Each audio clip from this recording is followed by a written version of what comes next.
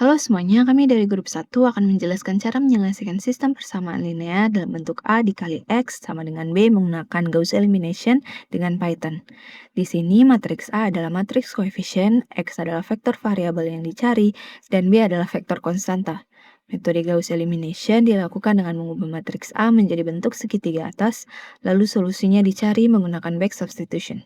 Setelah itu, hasilnya dicek balik dengan mengalihkan matriks A yang awal dengan vektor solusi X. Contoh yang kami gunakan adalah sistem 3 persamaan linear. Matriks A berukuran 3 kali 3 dan vektor B memiliki 3 komponen. Targetnya adalah mencari nilai X1, X2, dan X3. Dalam contoh ini, matriks A dan vektor B dimasukkan ke Python sebagai numpy array, karena numpy ini memudahkan operasi matriks. Baik, sebelum menunjukkan penyelesaiannya menggunakan kode Python, saya izin memperlihatkan cara menghitungnya menggunakan proses yang manual. Jadi kita bisa melihat kalau matriks A dan vektor B ini bisa ditulis sebagai augmented matrix, yaitu matriks A yang digabung dengan vektor B di sebelah kanannya. Nah, pada kolom pertama, pivotnya itu adalah 4.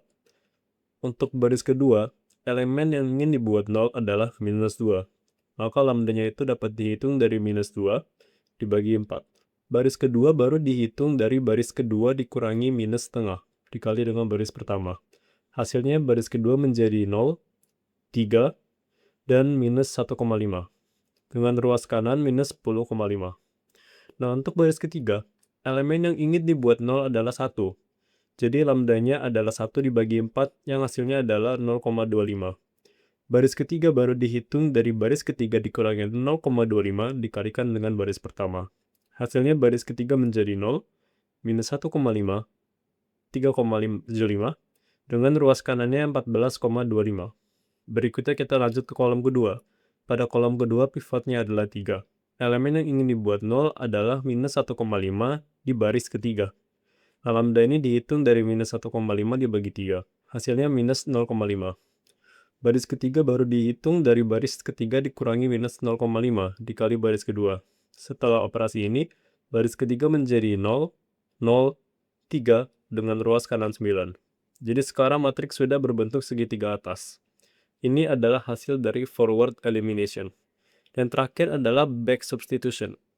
Jadi setelah matriks menjadi segitiga atas, solusi dicari dengan back substitution, yaitu dari baris paling bawah ke atas.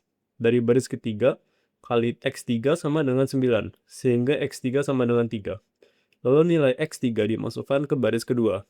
Dari persamaan 3, X2 dikurangi 1,5, X3 dengan minus 10,5. Diperoleh X2 sama dengan minus 2.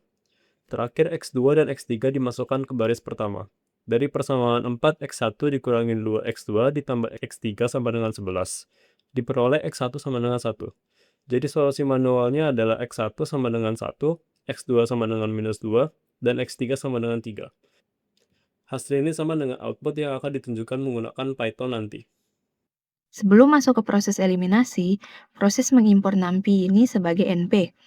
Lalu, di dalam fungsi Gauss elimination, matriks A dan vektor B disalin terlebih dahulu, kemudian diubah menjadi tipe data float. Ini diperlukan karena Gauss elimination melibatkan pembagian untuk mencari faktor pengalih, yaitu lambda. Kalau datanya tidak dibuat float, hasil pembagiannya bisa tidak sesuai. Selanjutnya, variabel n diambil dari panjang vektor B. Jadi, ukuran sistemnya otomatis mengikuti input yang diberikan. Setelah itu, program masuk ke bagian forward elimination. Di bagian ini ada dua loop utama. Loop K menunjukkan kolom pivot yang sedang diproses, sedangkan loop I menunjukkan baris di bawah pivot yang dieliminasi. Pada bagian forward elimination, jika elemen A, baris I, kolom K belum bernilai 0, program akan menghitung lambda, yaitu faktor pengalih. Lambda diperoleh dari elemen yang ingin dibuat 0, dibagi dengan elemen pivot. Setelah lambda diperoleh, baris ke I dikurangi dengan lambda dikali baris pivot.